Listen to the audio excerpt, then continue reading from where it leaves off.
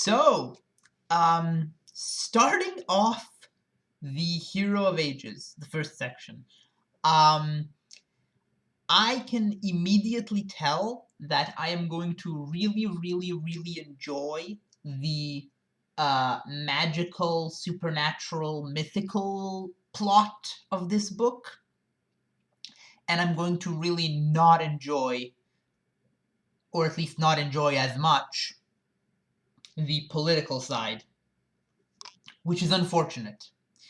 Um, so this book really leans. I'm gonna start with the negative here, which is that this book so far is really, really leaning pretty heavily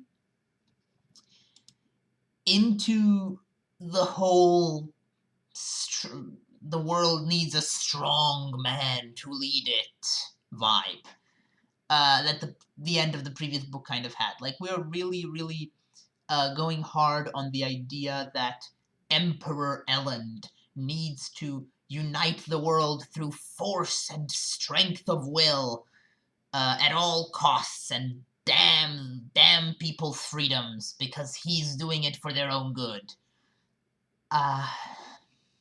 Which is really concerning political rhetoric. As I always say, it's possible that by the end of the book it'll turn out I'm wrong, but so far about this I haven't been. So far, this has been a fairly consistent message of this trilogy, which I really, really don't like. There is a lot of great man ideology at play in Mistborn, which is kind of ironic because it feels like the magical plot of the series is the opposite of that. Like, the magical plot is all about how maybe there is no chosen one, and maybe we shouldn't be relying on the chosen one to save us.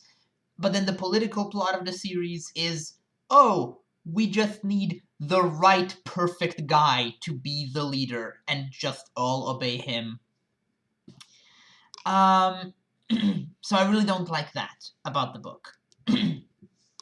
However, this being the third book of a trilogy, which is primarily a fantasy story, I expect the political plot to not take up as much of this book as it did the second book. So I expect that this book is going to be more focused on the magical plot, which is much more interesting.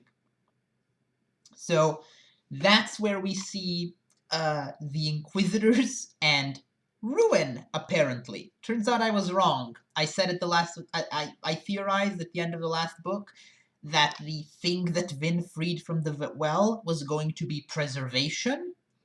Apparently it's Ruin, which I'm a bit confused by, because clearly it is what causes the mists. So it's associated with the mists. But the Kandra, who are creatures of mist, call themselves of preservation. Are the Kandra wrong? Are they in fact creatures of ruin? Or am I maybe misunderstanding the link between ruin and the mists? I'm not sure. Now, another important element that's added to this level of the plot here is we are learning a lot more about the Kandra. We are getting, and the Inquisitors, we are getting point-of-view chapters from Marsh and from, I almost said Oriser. Unfortunately, Oriser is dead, R.I.P. From Marsh and Tensoon, the character that we thought of as Oriser for most of last book. And both of them are fascinating. We are learning so much more about Kandra biology and Kandra culture. I'm really fascinated to meet the first generation, which I'm assuming we eventually will, because they sound interesting. And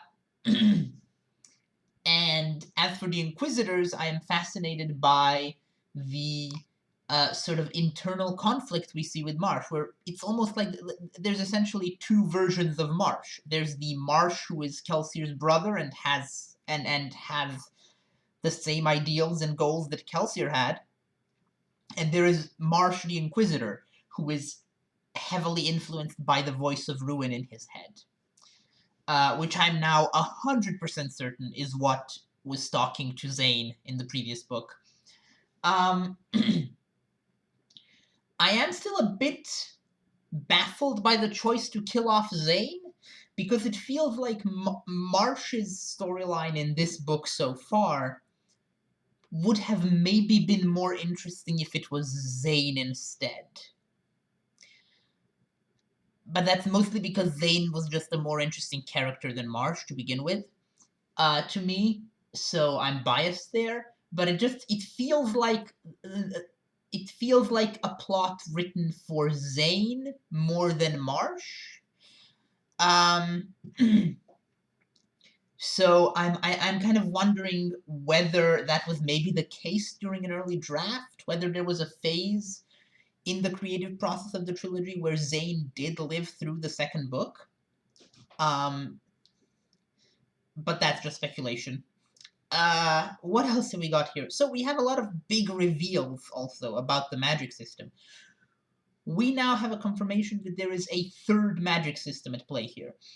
In addition to Ferukami and Allomancy, there is Hemalurgy.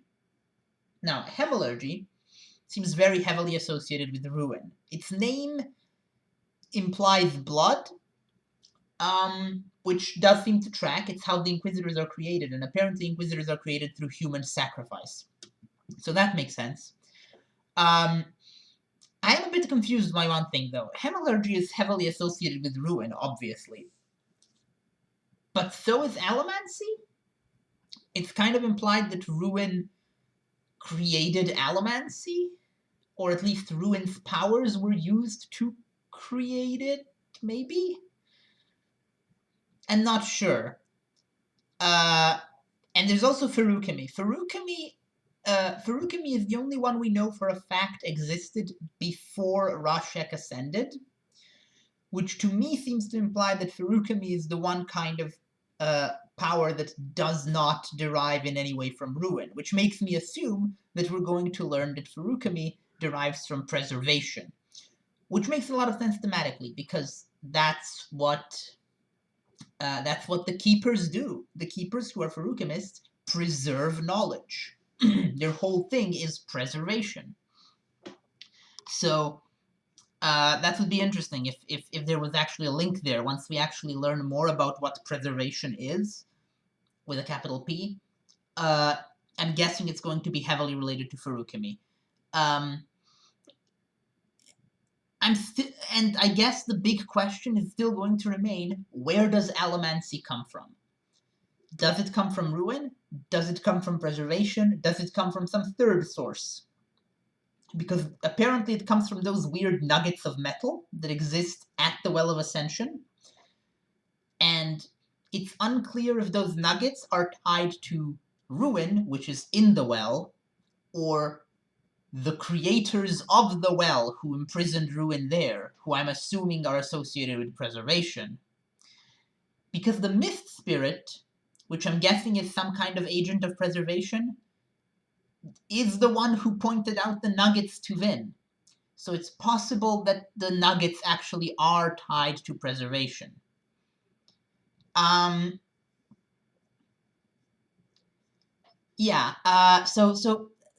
I'm interested in seeing how the three different magic systems interact there with the, I guess, two godlike beings that we've got. Now we also get some really interesting reveals in the like little bits at the beginning of every chapter, which which are always fragments from a larger text. In the first book, it was Alendi's journal. In the second book, it was Kwan's testimony. And now in the third book, it appears to be from the future. It appears to be that what we are reading at the beginning of every chapter is something written by whoever ends up being the hero of ages at the end of this book. And I think it's going to be Elend. I think if it was Vin, after what happened in the last book, that would be weird, because she she got there and she did the wrong thing. It's clearly not her. So I'm guessing it's going to be Elend. I'm not sure how I feel about that, because it does seem to imply that the hero of ages is a real thing after all, and I kind of liked the implication of the end of last book, that there is no actual thing there is not such a thing as the hero of ages. It looks like there might be this time, because this book literally starts with the phrase, "I am the hero of ages," from our anonymous first-person narrator. So I don't know where we're going with that. I do think it's Elend.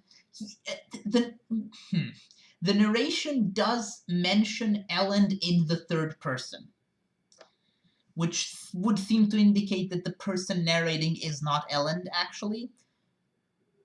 But I'm not necessarily sure that that's that would be an easy thing to sort of obfuscate by having the narration do that. That's another similarity, actually, to the Broken Earth trilogy. The Broken Earth trilogy has narration from the perspective of a character who is referred to in the third person in the text often, until it is revealed who the person is.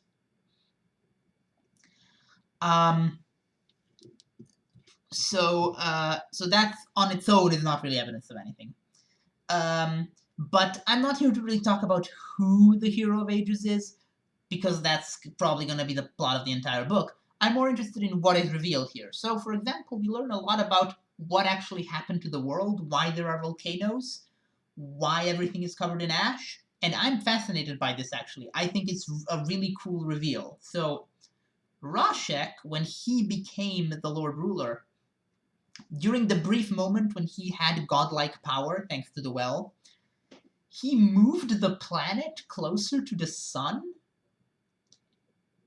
in order to, like, melt away the mists with the sun's heat.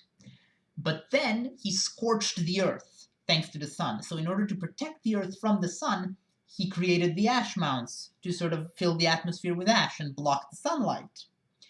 And then, because that in turn caused all the plants to die and caused people to choke, he altered basically the genetic makeup of both humans and plants to make them able to live in this new world. Which is interesting, and I'm glad that it's addressed, because I had sort of been wondering since the very first book, like, isn't volcanic ash incredibly deadly? Like, shouldn't everyone be dead from breathing it in at this point? But no, it's actually acknowledged. Rashek magically altered humanity so that that's not a thing.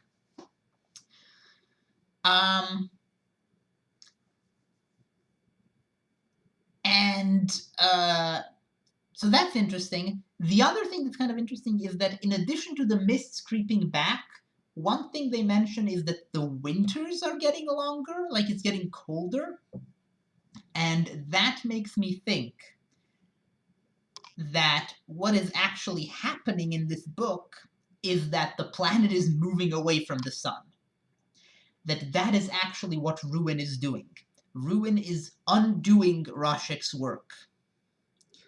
I'm not sure if that quite explains why there's more ash falls, because the ash mounts shouldn't have anything to do with Ruin, but we'll see. Well, maybe they do.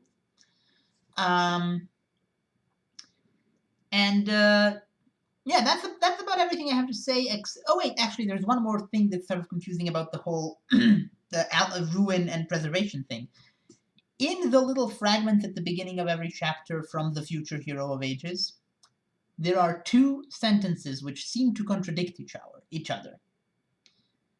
So the Allomancy nuggets, the ones that made Elend into a Mistborn, are described as being fragments of preservation, but then later on they're described as being fragments of the very power in the well. But the power in the well was Ruin, right? That's the whole point. Vin released the power. and that was ruin. So where did the nuggets come from? Are they fragments of preservation or fragments of ruin? Um, are ruin and preservation actually the same entity somehow? All interesting questions for this book to answer, I suppose. What else is there here? There's a couple of minor things I also noticed that I can't really fit into any of the larger themes I'm talking about. So one, I do not like the changes to Ellen's character. He is becoming a much more traditional, like masculine male protagonist, like an action hero. And I feel that is something of a betrayal of who he was for the past two books. It makes perfect sense within the universe that he would do that. I don't like that that's how Sanderson wrote it. I do wish that Ellen had stayed more true to who he was as a character, because I think he was a much more interesting and unconventional protagonist the way he was in the past two books than he has so far been in this one. So I'm a bit disappointed by that. The second thing I've noticed is that Vin is kind of taking a back seat narratively. Like in this whole section, I feel like there were Vin chapters from her point of view, but even when it's her point of view, Ellen is the main character of the chapter. Like it's all about him and what he's doing. I just feel like Vin has sort of been supplanted as the protagonist of the series at this point, which I don't love. I feel like Vin is just a better protagonist than Ellen. Especially if you're going to change Ellen to be more like Vin in order to force him into the protagonist role. That could just be this first section. Maybe Vin is going to come back to the forefront in the following sections of the book. There's a couple of other interesting things here. One, Sazed knew Mare? How? I was under the impression that Sazed had not met Kelsier until after the Pits of Hath-Sin. But apparently he did, because he's met Mare, who died in the pits. I'm not quite... I could be forgetting something. Maybe it's actually been explained that Sazed knew Kelsier from before the pits, but I'm not sure. There's also Human, the Koloss named Human, who I'm really, really optimistic about. I'm hoping that this character is used to humanize, ironically, and develop the Koloss, and that maybe by the end of this book, we can stop talking about the Koloss as though they're not people. That would be great, because I hate the fact that we're talking about them as though they're not people. Brandon, please. And the other thing I noticed, which I just found really funny, is Allrianne. So this book takes place a year after the previous book, and Allrianne is described as being 20-something in this book, which she factually is not, because she was like, what, 17, 18 in the previous book? And it feels like it feels like a really funny retcon. Like it's like Brandon sort of realized, oh, I may have made the whole Breeze Allrianne thing too uncomfortable. Let's dial it back a notch. Let's like make her slightly older and fix that situation, which I found very funny. Just a really subtle retcon there with Allrianne's age. I'm glad it happened because I hated the age difference there, and now it's more reasonable. Less gross, at least. And yeah, that's about it. I saw that the next section of the book is huge. It's like a third of the book, just this one section. So I'm looking forward to that. I'll probably have a lot to talk about next time then. Bye!